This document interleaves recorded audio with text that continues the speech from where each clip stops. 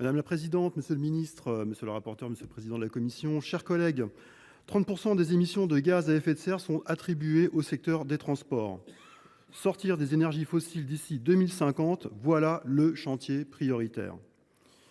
Il y a donc urgence à trouver des alternatives écologiques et économiques à la voiture et au camion. Pour y arriver, le transport ferroviaire est devenu la pierre angulaire de la stratégie du gouvernement en matière de réduction des émissions.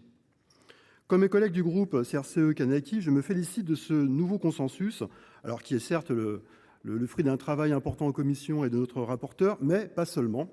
En effet, nous avions défendu, enfin en tout cas le groupe à l'époque, avait défendu cette ambition au Sénat dans une proposition de résolution adoptée en décembre 2022. Aujourd'hui, des moyens importants sont enfin annoncés pour faire du ferroviaire une grande cause nationale.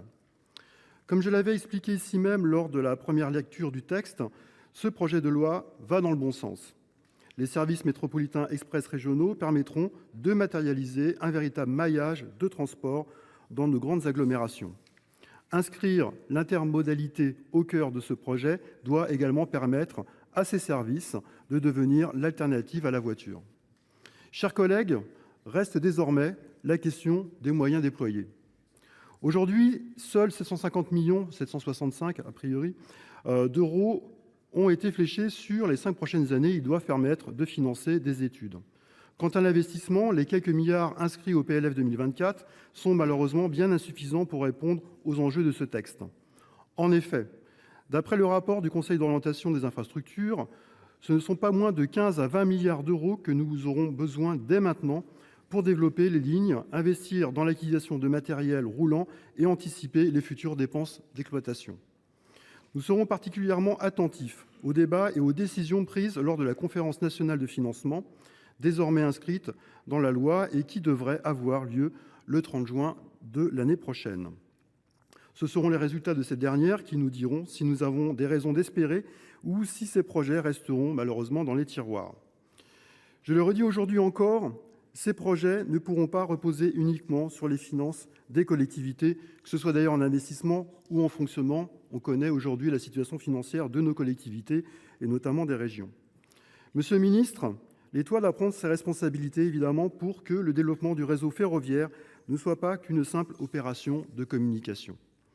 100 milliards d'euros seront investis d'ici 2040, c'est vos annonces, pour lancer une nouvelle donne ferroviaire. Combien seront réellement destinés au financement des services express régionaux métropolitains? Par ailleurs, nos débats autour de ces futurs services ne doivent pas occulter la situation préoccupante des lignes du quotidien et du fret ferroviaire. Le droit à la mobilité doit être garanti partout, que l'on habite une métropole ou un territoire rural. Et ce n'est malheureusement pas toujours le cas. De nombreux territoires ruraux sont aujourd'hui littéralement rayés de la carte. Leurs habitants ressentent un sentiment de déclassement douloureux, de la même manière que leurs élus, évidemment. Sur certaines lignes, des dessertes sont menacées de disparition, comme la ligne de l'Aubrac, et sur d'autres, comme la ligne du Polt, les fréquences sont particulièrement réduites. Le fret ferroviaire n'est pas en reste. La part du rail dans le transport de marchandises a été divisée par 2 entre 2006 et 2019 au profit du transport routier bien plus polluant. Certaines lignes essentielles pour les entreprises sont même remises en cause actuellement, faute de financement. Je pense ainsi à la ligne Flamboin-Montereau en Seine-et-Marne. L'État demande à l'entreprise Cemex de trouver 40 millions d'euros pour pérenniser la desserte. Pourquoi sacrifier cette ligne et les emplois qui vont avec? Avec mon groupe parlementaire, nous avons porté ce débat des moyens durant l'examen du projet de loi de finances 2024. Nous avons proposé d'allouer dès cette année 3,9 milliards d'euros au ferroviaire. C'est la seule façon de faire vivre cette nouvelle donne que vous appelez de vos vœux. Nous n'avons pas malheureusement été entendus. Monsieur le ministre, les sénateurs de mon groupe voteront malgré tout en faveur de ce texte. Mais nous serons extrêmement vigilants quant aux décisions qui seront prises, car à travers ce projet de loi, c'est le futur du rail qui est en jeu.